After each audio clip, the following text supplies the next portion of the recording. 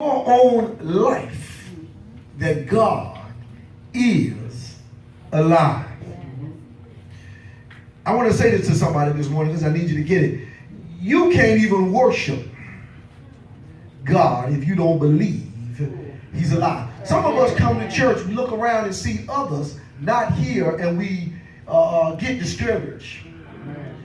When we ought to be excited because it doesn't matter who's here as long as you know that God is still alive.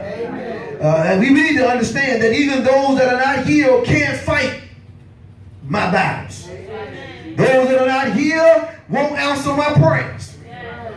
Those that are not here can't help me when I'm in distress. But as long as I know that God is still alive.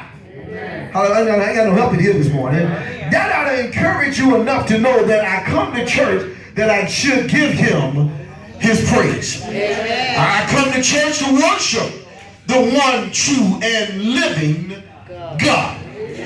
When situations come in my life, I know that as long as I know that God is still alive, that means I got hope and faith that I can turn to my God in the time of trouble. I ain't got nobody help me today. But we need to understand today that God is alive. When you walked in the building this morning, you should have recognized and acknowledged that God is alive. When you woke up this morning, you should acknowledge that God is alive. I don't know about you, but I like the part in the Bible where it says He slumbers nor sleep. I got to help it here today. That means that while I'm sleeping at night, God is still up handling my problems. He's alive. That means that no matter what I go through, God sees all and knows all, and He's got my back. I'm trying to encourage somebody today. You got to get this. You got to recognize that no matter what you're going through, as long as God is alive, no matter how your situation looks, you can turn to the hills, which cometh your help. But if you don't recognize that God is alive, then you don't even recognize that there is help. But in those of you who know that God is alive, then you can take the scripture that says, I can look to the hills, where cometh my help, knowing that all my help comes from the Lord. Meaning that if God is alive, there's always help.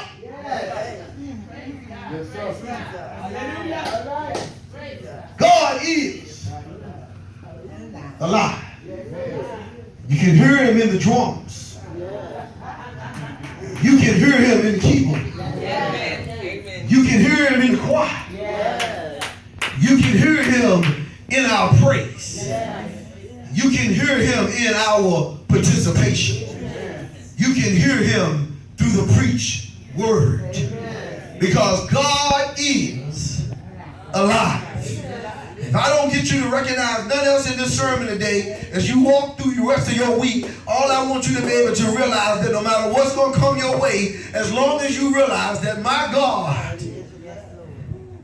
is alive. Anything that's dead can't help me. But if it's alive, I got help. A lot of us, we don't recognize that God is alive. When trials come, we don't turn to a live God because we can't see Him. We can't touch Him. We can't feel Him. So we don't see or realize that He is alive. Satan wants us to think that your God is dead. That your God don't come with Him. Can I preach this like I feel it? We got to realize, like the scriptures do, that God is alive. And in knowing that He's alive, we focus more on our problems. We focus more on our shortcomings instead of realizing that God does understand. And He's always here to help us in the time of trouble. I don't know about you. I would be very in trouble today if my God was dead.